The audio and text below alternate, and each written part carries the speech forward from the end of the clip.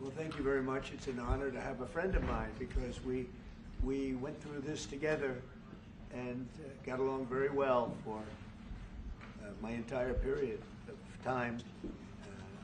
So I knew him as a very young man. Now he's just a young man, and he's done a fantastic job. Mr. President, it's an honor to have you. Thank you, Mr. You're President. doing incredibly for your country, and we appreciate working with you because you want to stop crime, and so do we. And it's very, very effective. And I want to just say hello to the people of El Salvador and say they have one hell of a president. Okay, and I mean that, and I know him well. I know him as a very young man, Marco, even younger than you. You know, he started pretty young. He'll always be younger. Young at heart. But I want to thank you for the great job you're doing. I appreciate it very much. Thank you. Well, it's an honor to be here in the Oval Office with the President and leader of the free world. We're very happy, and we're very eager to help. We know that you have a crime problem, a terrorism problem that you need help with. And we're a small country, but if we can help, we will do it. And we actually turned the murder capital of the world, that was the journalists call it, right? Murder capital of the world, into the safest country in the Western Hemisphere. And, you know, if sometimes they say that we imprison thousands. I like to say that we actually liberated millions. So, you know, like, it's very good. Who gave him that line? Do you think I can use that? Yes. Yes. And in fact, Mr. President, you have 350 million people to liberate. Yeah. But to liberate 350 million people, you have to imprison some. You know, that's the way it works, right? You cannot just, you know, free the criminals and think crime is going to go down magically. You have to imprison them so you can liberate 350 million Americans that are asking for the end of crime and the end of terrorism. And it can be done. I mean, you're doing it already. And I'm sure that people have seen the change in the streets. A long way to go because you're just initiating your second term. But it's clear that, you know, with the numbers at the border, you know, even in Democrat-run cities, they get a help from the work you're doing. So I'm really happy to be here, honored, and eager to help. Well, we had a terrible thing happen. We had an administration that allowed people to come in freely into our country from not only South America, but from all over the world, many from the Congo in Africa, Asia, all over the world, Europe, rough parts of Europe. And they came from prisons, and they came from mental institutions, and they came from gangs, and the gangs of Venezuela and other places. And hundreds of thousands and even millions of them came. 21 million people altogether, but many of the people that came, just a tremendous percentage of them were criminals, in some cases violent criminals. We had 11,088 known murderers. Half of them murdered more than one person. This was allowed by a man who, what he did to our country is just unbelievable. So we're straightening it out, we're getting him out. But what they did and what that party did to our country, open borders, anybody could come in. As soon as I heard that, I said, every prison's going to be emptied out into our country. That's what happened. And we're straightening it out. And we just had numbers. We had the highest recruiting numbers in the history of our country going into police departments. And a year ago, we had the lowest numbers. You couldn't hire a biggest change. Yeah. Nobody's From ever the seen lowest to the highest. And the military now, Marines, the Army, Air Force, Coast Guard, every slot is, I mean, we have the best numbers we've ever had. We call it recruitment numbers. And we've never had anything like it. We had records on at every single level. But very important, the policemen. The policemen are joining forces now that we're having a hard time with policemen because we weren't protecting our police. Yeah. And we cherish our police. The police are great, and the firemen and everybody else. But we have the highest numbers that we've ever had, the most enthusiasm. Great enthusiasm. And on trade and other things, we're doing great. We're taking in billions and billions of dollars. We made, 2 weeks ago, I gave them a little bit of a pause because, you know, you have to show a little flexibility. But we go back to what we have to do. The markets have been very strong once they got used to it, but we were losing $2 billion a day. There's no company big like this. No. This is the biggest deal ever made. Now we're making $3 billion a day. We're a great country, but we had stupid people running this country, and I can say it.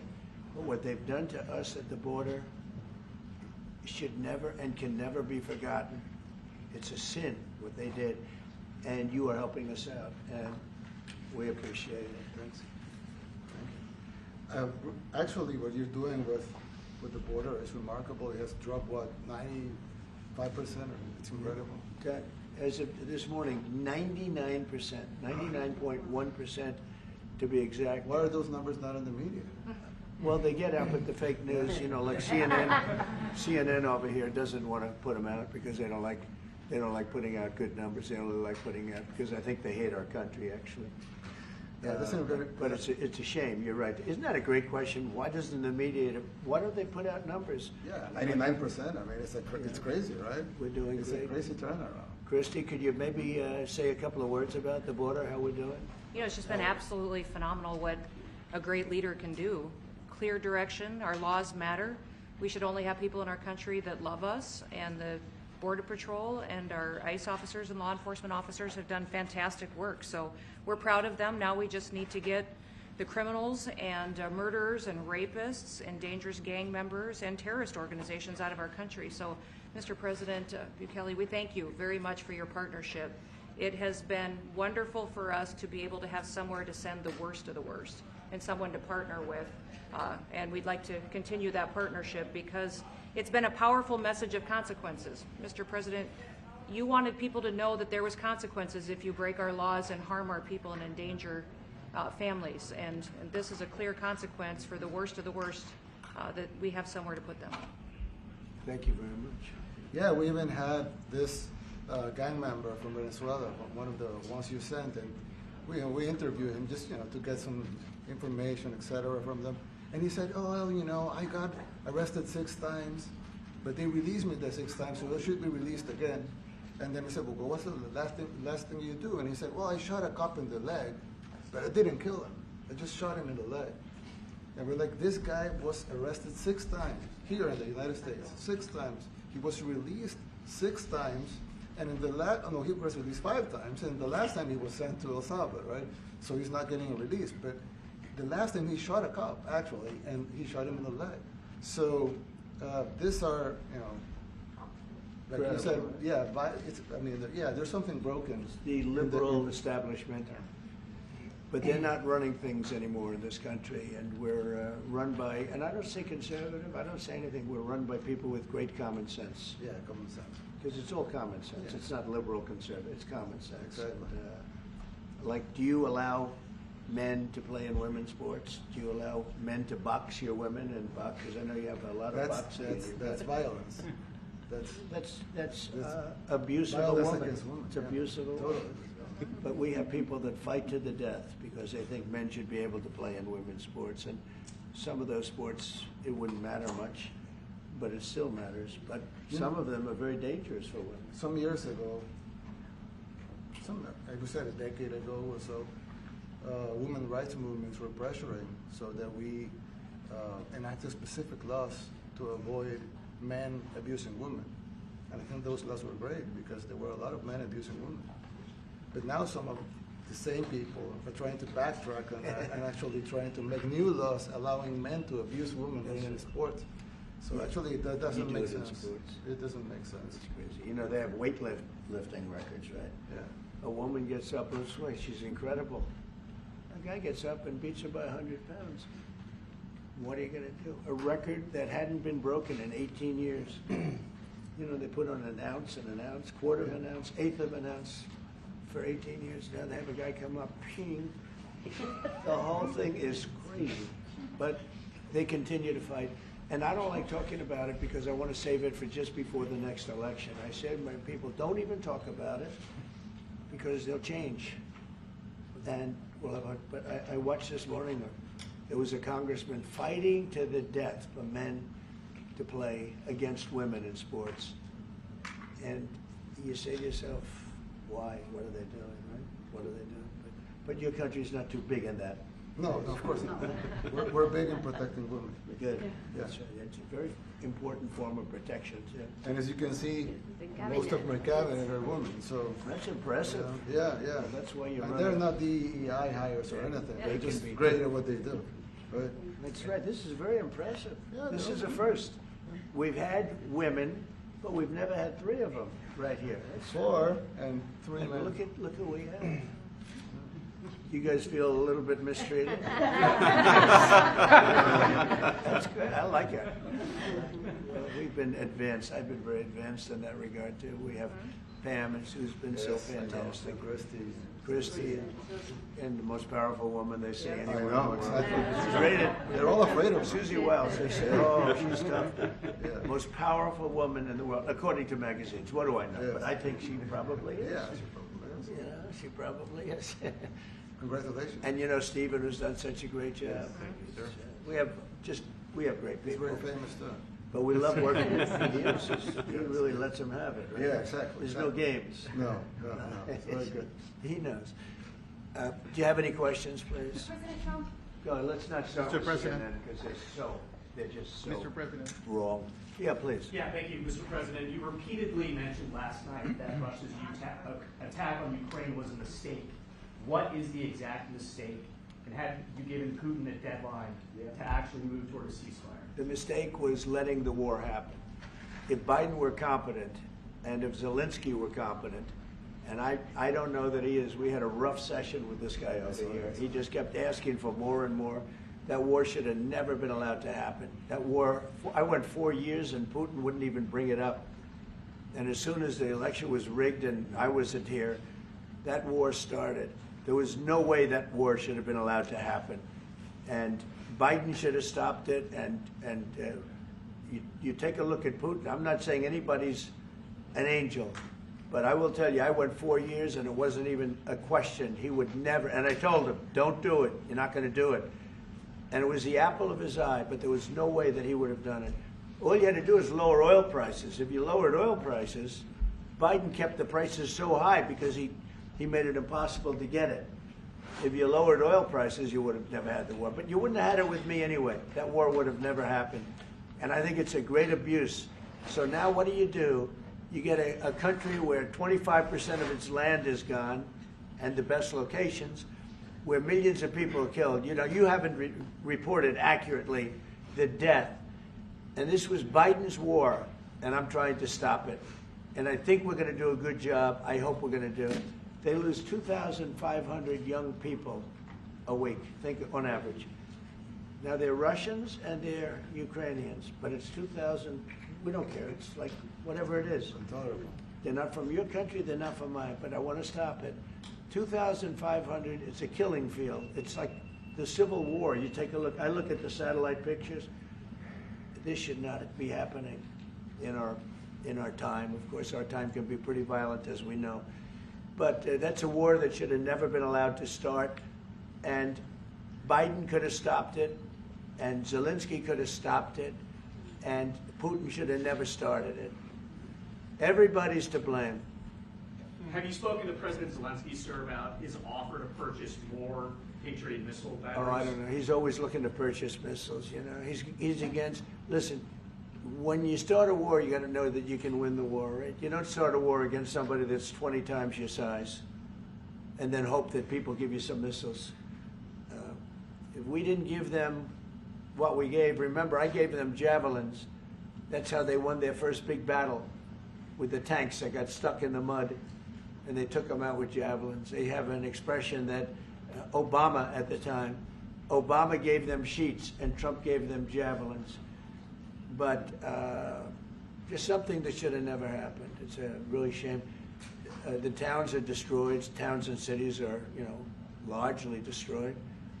They have the spires, you know, the beautiful spires that go up.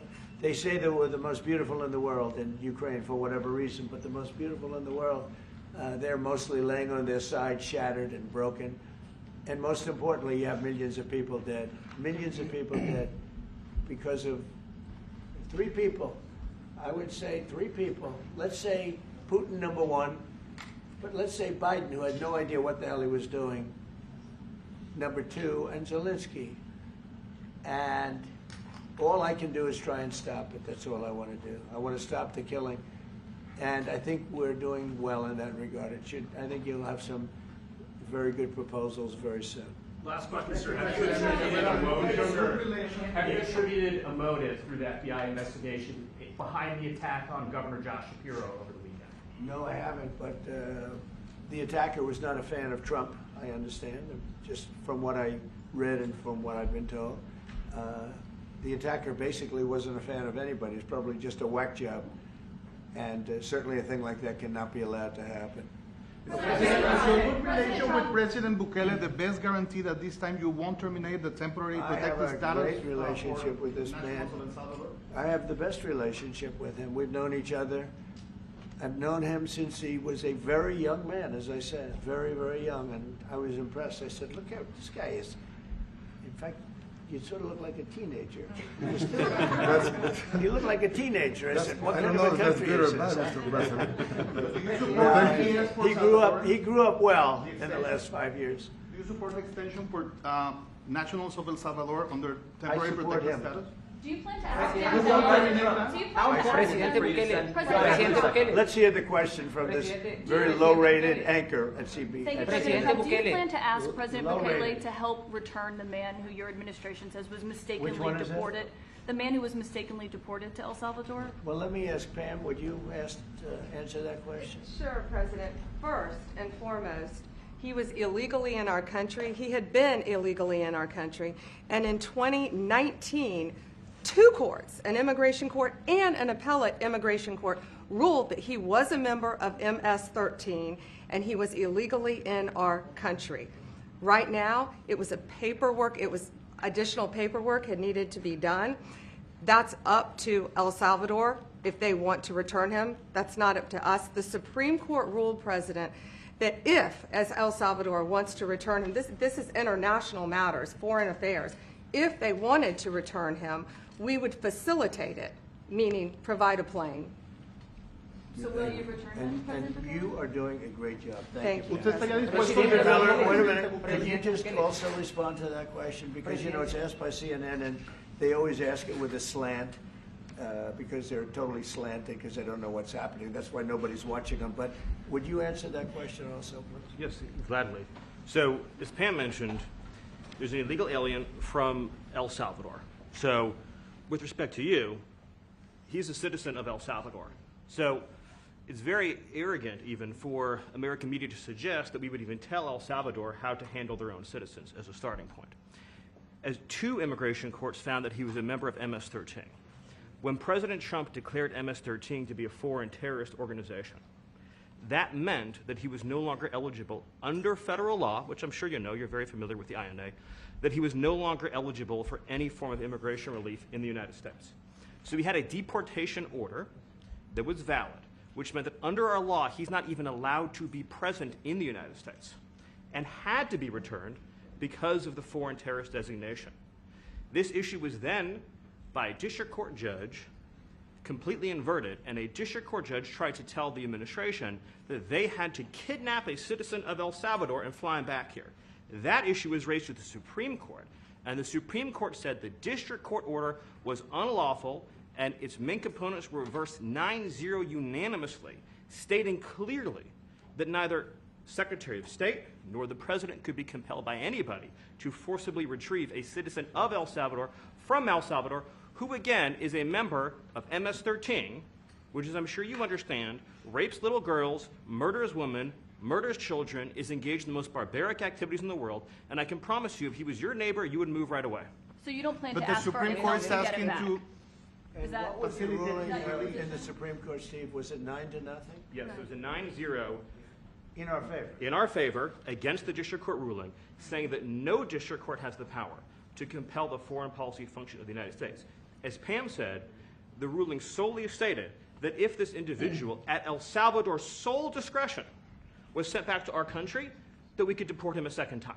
Well, No version of this legally ends up with him ever living here because he is a citizen of El Salvador. That is the president of El Salvador. Your questions about it, per the court, can only be directed to him. I asked ¿Usted lo President liberaría, Bukele, what do you- Presidente what is Bukele? your- can President Bukele weigh in on this? Do you plan to return him? Well, I'm suppose you're not suggesting that I smuggle a terrorist into the United States, right? It's I mean, always how can I smuggle? How can I return him to the United States? Like I smuggle him into the United States, or what do I do? Of course, I'm not going to do it.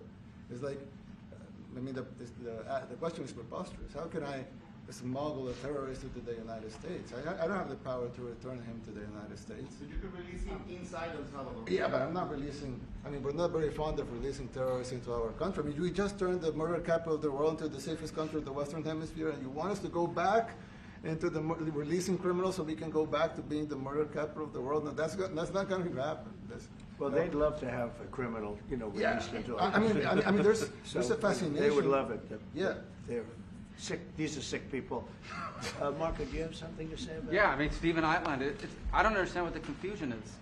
This individual is a citizen of El Salvador. He was illegally in the United States and was returned to his country. That's where you deport people, back to their country of origin, except for Venezuela that wasn't refusing to take people back, or places like that. I can tell you this, Mr. President. No, the foreign policy of the United States is conducted by the President of the United States, not by a court. And no court in the United States has a right to conduct the foreign policy of the United States. It's that simple. End of story. And that's what the Supreme Court held, by the way, to Marco's point. The Supreme Court said exactly what Marco said, that no court has the authority to compel the foreign policy function of the United States.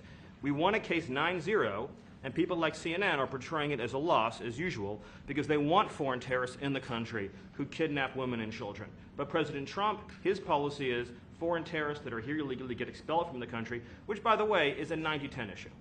Well, Mr. President, you said that if the Supreme Court said someone needed to be returned, that you would abide by that. You said that on Air Force One just a few days ago, and they said that it must be facilitated. Why don't you just say, isn't it wonderful that we're keeping criminals out of our country? Why can't you just say that? Why do you go over and over? And that's why nobody watches you anymore. You have no credibility. Please, go ahead. President Trump, thank you so much. How many illegal criminals are you planning on exporting to El Salvador? And President Bukele, how many are you willing to take from the U.S.? As many as possible. And I just asked the president, it's this massive complex that he built, jail complex. I said, can you build some more of them, please? As many as we can get out of our country that were allowed in here by incompetent Joe Biden through open borders. Open borders. You probably hear open borders and you can't even understand it because nobody can understand it. Nobody smart or with common sense can understand it. So we have millions of people that should not be in this country that are dangerous, not just people, because we have people, but we have millions of people that are murderers, drug dealers. They've been allowed to come into our country by other countries that were very smart. When they heard that this very low IQ president, and by the way, I took my cognitive exam as part of my physical exam, and I got the highest mark, and one of the doctors said, sir, I've never seen anybody get that kind of, that was the highest mark. I hope you're happy with that, although they haven't been bugging me too much to take a cognitive, but I did do my physical and it was released. I hope you're all happy with it. I noticed there's no question, so probably you are. But the cognitive, they said to me, sir, would you like to take a cognitive test? I said, did Biden take one? No. Did anybody take one? No, not too many people took them. I said, what about Obama? Did he take one? No, he didn't take one either. I said, let me be the only one to take one. But I've actually taken them 3 times already. I like taking them because they're not too tough for me to take. But we had a great physical exam, so I knew you were going to ask that. And the doctors who are total professionals, Walter Reed Medical Center, they're great people. And I visited a soldier that was badly wounded, incredible soldier, lost his leg, and spent a lot of time with him. I mean, great with his mother, and it was really a very great thing. They do a phenomenal job. I just want to say, Walter Reed, I was there for, 5-6 hours. You were there with me. But I took a full physical, and it came out perfecto, so that's good. That means you've got me for a little longer. Would the U.S. be willing to pay for those facilities to be opened if new ones were going to be built? I'd do something. We'd help them out. Yeah, we help them. They're great facilities, very strong facilities, and they don't play games.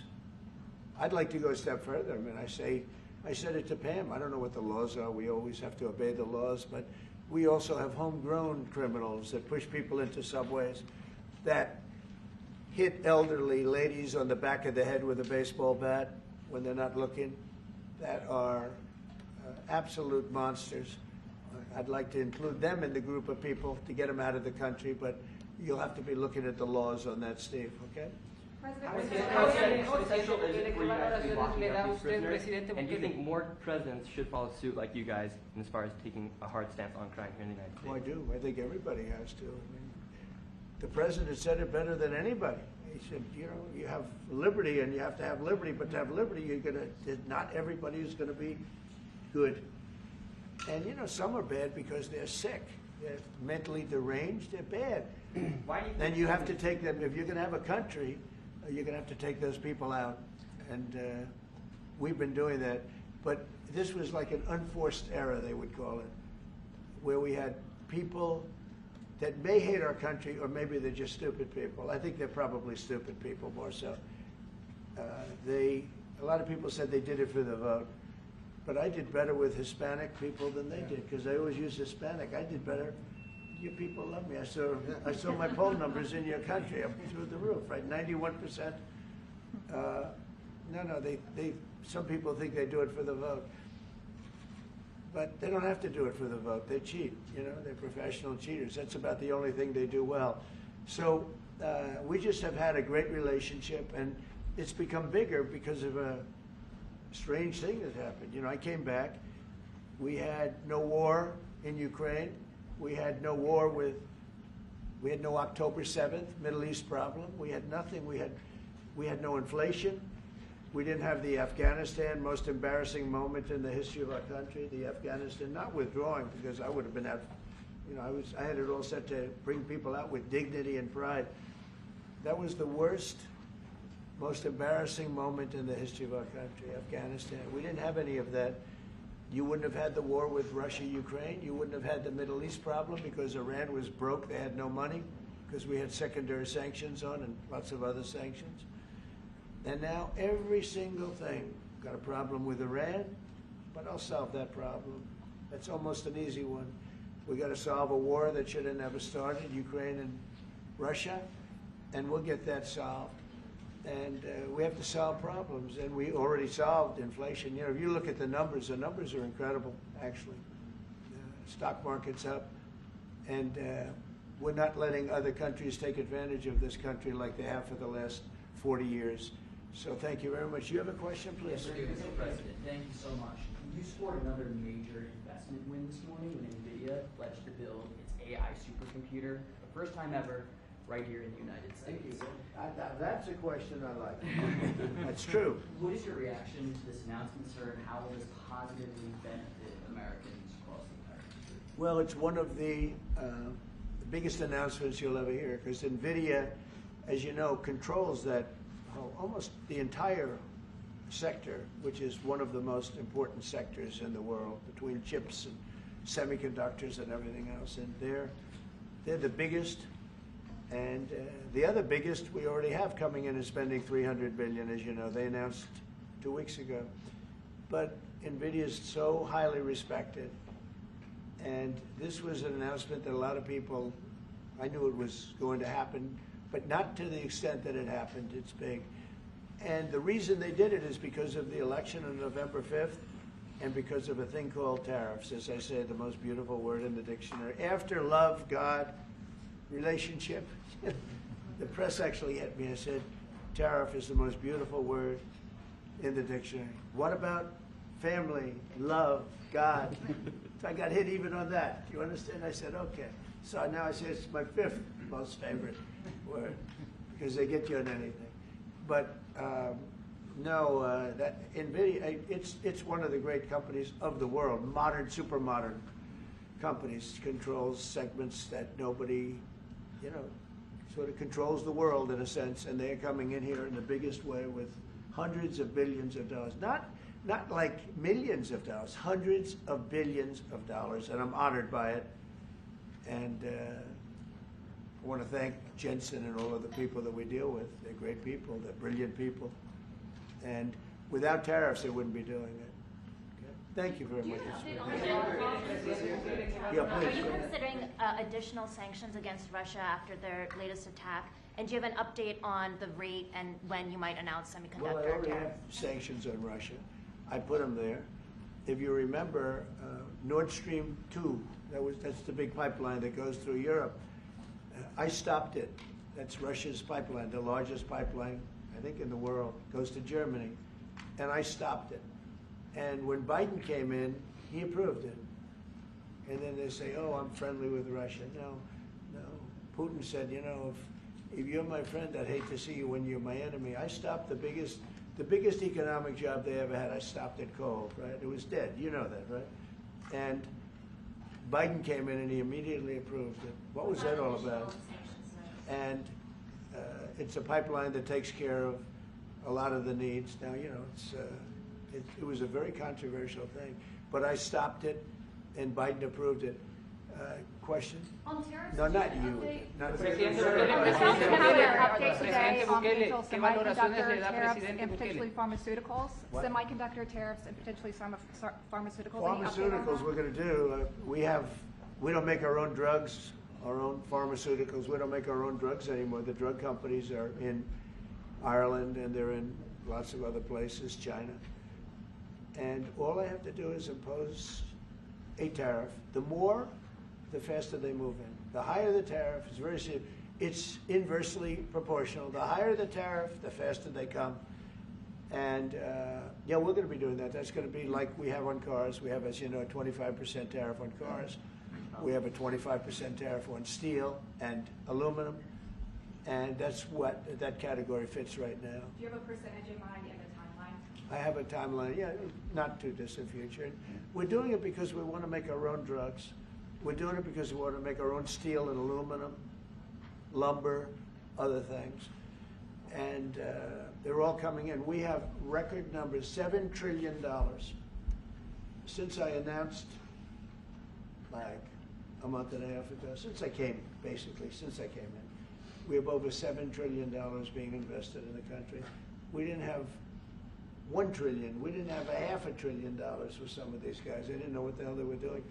So we have the largest investment that we've ever heard of, and we're only 2 months in. And that'll continue at levels that you've never seen before. That's what's going to happen. And even the stock market's up today. It's we also had, you know, a lot of people didn't say it the way it was. We had the largest gain in the stock market in history on every single category last week.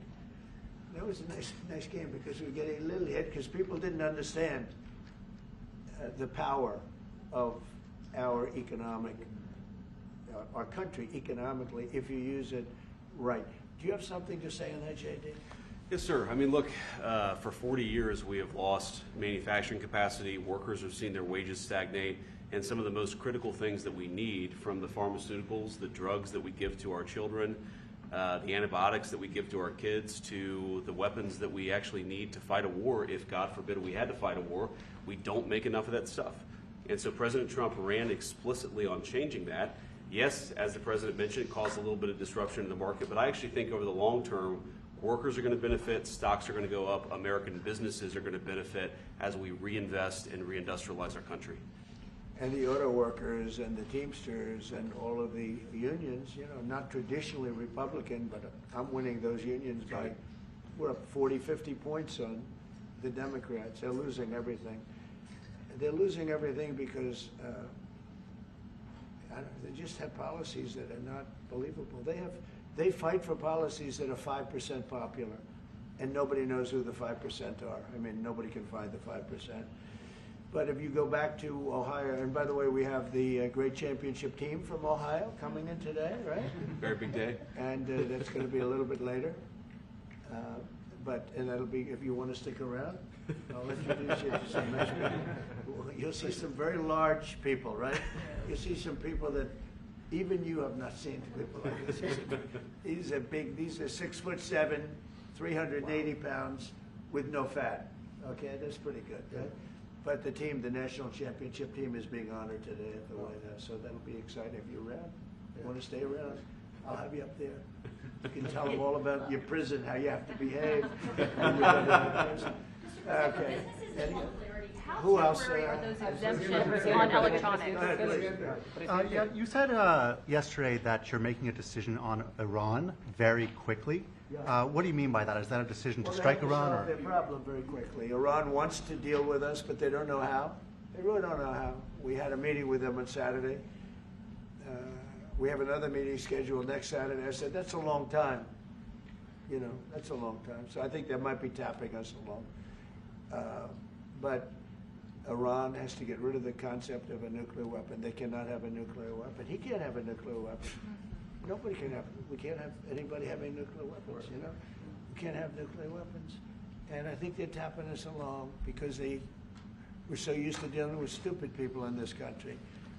And I had Iran perfect. You had no attacks. You would have never had October 7th in Israel, the attack by Hamas, because Iran was broke. They were stone cold broke when I was president. And I don't want to do it. I want them to be a rich, great nation. The only thing is, one thing, simple. It's really simple. They can't have a nuclear weapon. And they got to go fast because they're fairly close to having one. And they're not going to have one. And if we have to do something very harsh, we'll do it. And I'm not doing it for us, I'm doing it for the world. And these are radicalized people, and they cannot have a nuclear weapon. Does that include a potential strike on Iranian nuclear facilities? Of course it does. And just a follow-up question, a clarification. You mentioned that you're open to deporting individuals that aren't foreign aliens but are criminals to El Salvador. Does that include potentially U.S. citizens, fully naturalized Americans? If they're criminals and if they hit people with baseball bats over their head that happen to be 90 years old, and if they rape 87-year-old women in Coney Island, Brooklyn, yeah, that includes them. Why do you think there's a special category of person? They're as bad as anybody that comes in. We have bad ones too, and I'm all for it because we can do things with the president for less money and have great security. And we have a huge prison population. We have a huge number of prisons, and then we have the private prisons, and some are operated well, I guess, and some aren't. But he does a great job with that. We have others that we're negotiating with too. But no, if it's a homegrown criminal, I have no problem. Now, we're studying the laws right now. Pam is studying.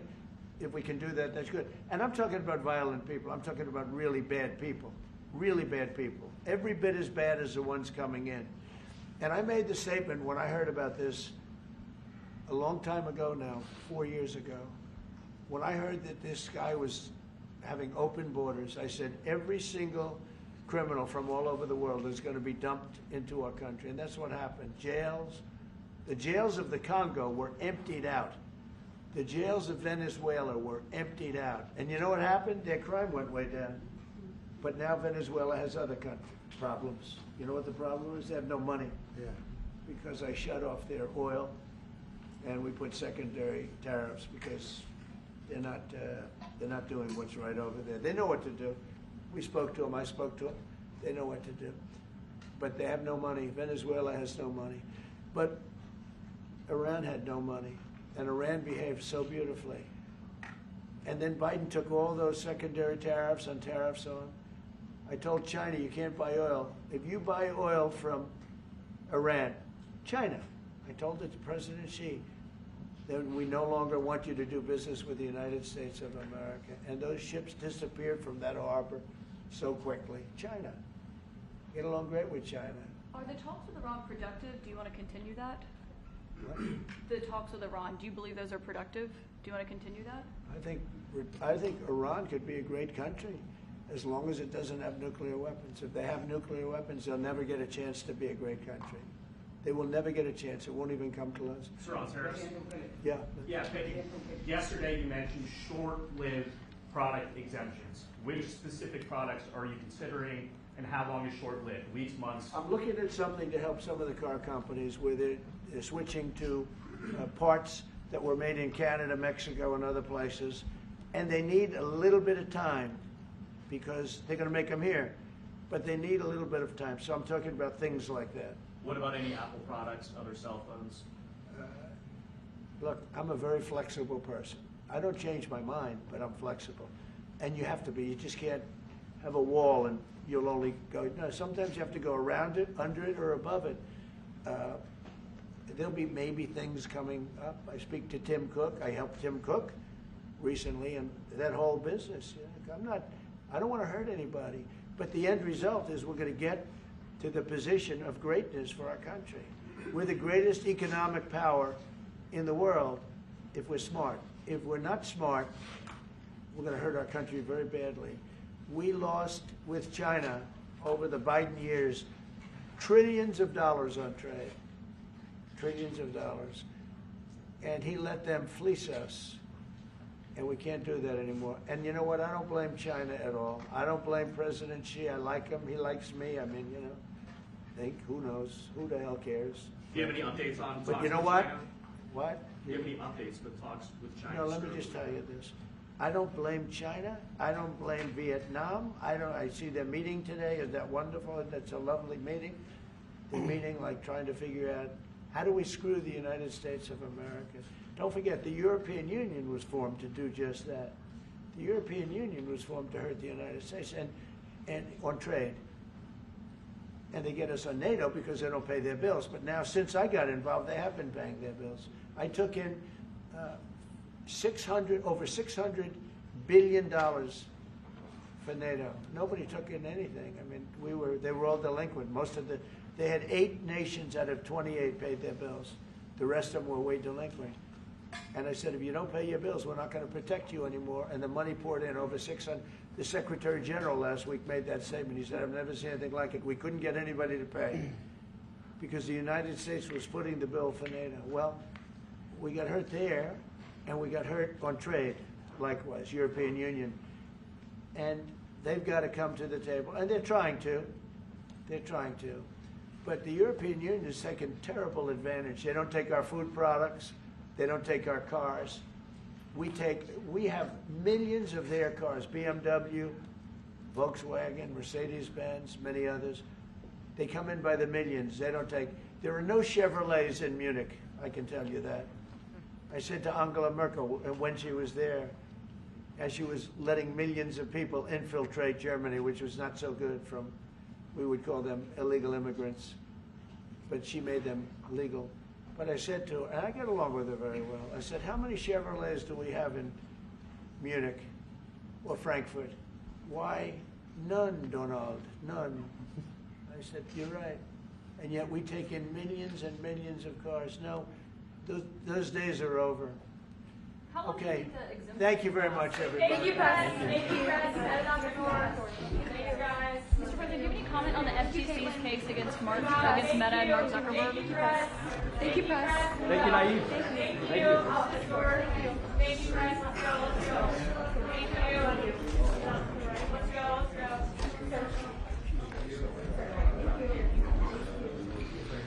Oh, thanks, guys.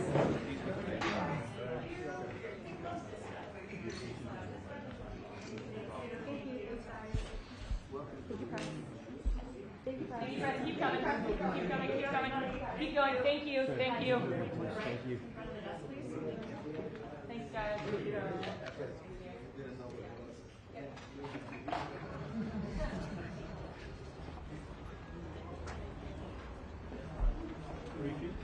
Just the cuts. Hey guys, spring wrapped.